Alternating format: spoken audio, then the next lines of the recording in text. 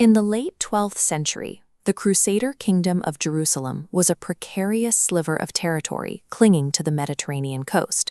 It was isolated from European reinforcements and surrounded on all sides by hostile powers. The regional balance shifted when a Kurdish general named Saladin unified the massive, independent Islamic territories of Egypt and Syria. This unification created a single, cohesive empire that effectively engulfed the Crusader states. Saladin commanded immense wealth and professional armies supported by deep supply lines from Cairo and Damascus. Against this concentrated war machine, the Kingdom of Jerusalem faced an almost certain military collapse. A total sweep of the coast appeared to be the only logical outcome. Yet this expansion stalled out against the most unlikely adversary imaginable. A few years prior, the royal tutor William of Tyre observed the kingdom's young heir, Baldwin, playing a game with his friends. The boys were pinching each other's arms, but while the other children cried out in pain, Baldwin didn't react. He had completely lost sensation in his right arm. Physicians confirmed the prince was suffering from lepromatous leprosy. This bacterial infection slowly destroys the nervous system, deadening the limbs before the body's extremities begin to decay. In the Middle Ages, this diagnosis meant total social exile. Sufferers were stripped of property and forced to ring a bell to warn others. A monarch was expected to lead from the front and produce an heir. Leprosy made both nearly impossible. When the king died in 1174, the crown passed to his son. Exactly as Saladin was reaching the height of his power, the Kingdom of Jerusalem was handed to a 13-year-old boy whose body was actively failing. Military logic dictated that Saladin should have claimed the city within months. Instead, it took a full decade and the young king's ultimate death for the Islamic Empire to finally capture Jerusalem.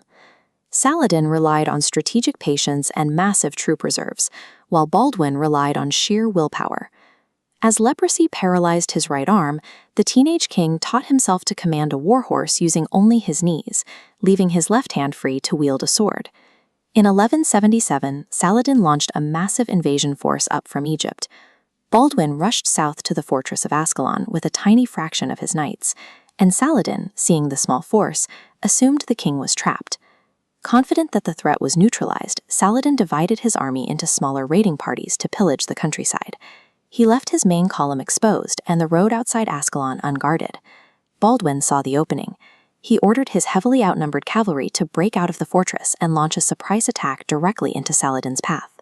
The king rode at the front of the charge, followed by the Bishop of Bethlehem carrying the true cross. The shock of the attack shattered the unprepared Islamic forces. Saladin was nearly killed in the chaos and had to escape on a racing camel. The victory at Montgisard proved that Baldwin's physical condition masked a brilliant tactical mind. The defeat forced Saladin to abandon his plans for an immediate conquest of the coast. A tense geopolitical dynamic emerged after the battle. Brutal frontier clashes were often interrupted by diplomatic correspondence, prisoner releases, and temporary truces between the two rivals. Saladin realized that a pitched battle against the fiercely dedicated Baldwin was too risky. He shifted to a long-term strategy, essentially waiting for the leprosy to finish what his armies could not. By his early 20s, the disease had taken Baldwin's sight and his ability to walk. He suffered from agonizing ulcers across his body, yet he refused to abdicate. When Saladin besieged a Crusader castle in 1183, the blind king commanded his troops from a wooden litter. Saladin chose to retreat again, rather than face the king's fanatical defenders. Baldwin's sheer presence had become the kingdom's most effective defense, holding the realm together through the force of his personality. Baldwin finally succumbed to his illness in the spring of 1185. At just 24 years old, he was buried in the Church of the Holy Sepulchre. His death immediately fractured the kingdom's leadership. The crown passed to Guy of Lusignan, an unpopular figure who lacked Baldwin's authority and tactical sense.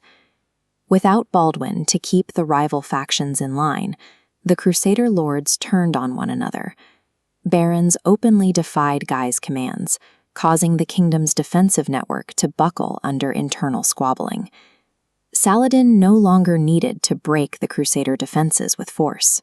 He simply waited for the unifying shield of Baldwin's reign to vanish so the kingdom could tear itself apart. In 1187, Saladin moved to finish the conquest. Exploiting King Guy's poor judgment, he lured the fractured Crusader army away from their strongholds and into the arid desert heat. Near a twin-peaked hill called the Horns of Hattin, the exhausted, thirsty Crusader army was surrounded and annihilated. King Guy was captured, and the military backbone of the kingdom was destroyed in a single afternoon. 3 months later, Jerusalem surrendered. Saladin allowed the Christian inhabitants to ransom their freedom, a calculated act of mercy that secured his reputation as an honorable conqueror. Jerusalem's survival had rested on a razor's edge, propped up by the iron will of a dying teenager. Once that keystone was removed, the Crusader presence in the Holy Land began a permanent terminal decline, shifting the region's balance of power back to the Islamic world.